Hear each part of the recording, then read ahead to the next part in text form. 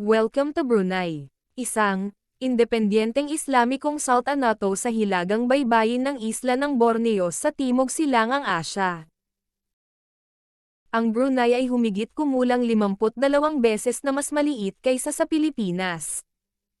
Ang Brunei ay isang maliit na bansa na pinamamahalaan ng sultan sa loob ng mahabang panahon. Ang maliit at mayamang bansa na ito ay opisyal na tinatawag na Brunei Darussalam. Ang salitang Brunei ay nangangahulugang mangangalakal sa dagat ng mga Malaysian.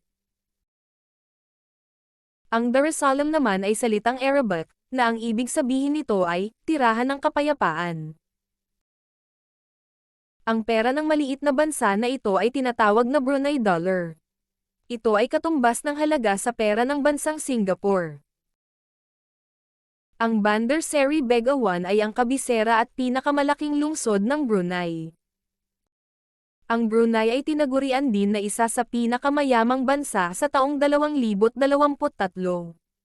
Nasa 11th place sa listahan ng mga pinakamayamang bansa sa nasabing taon. Ang ekonomiya ng Brunei ay nananatiling lubos na nakadepende sa kita na nakukuha sa pagbebenta ng langis at gas.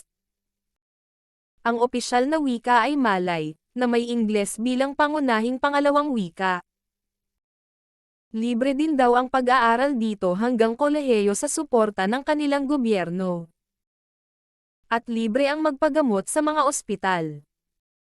At higit sa lahat, makakaipon ka dahil hindi din mababawasan ng tax ang sahod mo dahil walang income tax ang bansang ito.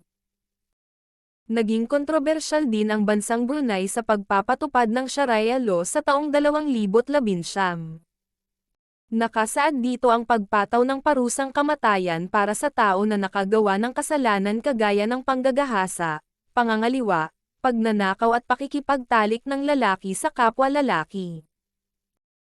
Tahanan din ito ng kakaibang unggoy na tawag ay proboscis monkey. At maraming klaseng magagandang ibon.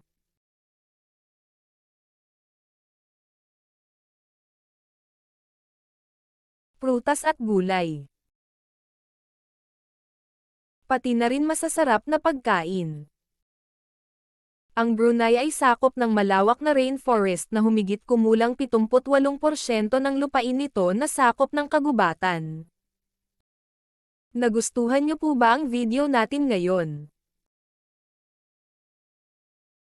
Kung oo ay mag-comment ng yes. Nais ko lang po magpasalamat sa inyong walang sawang pagsuporta.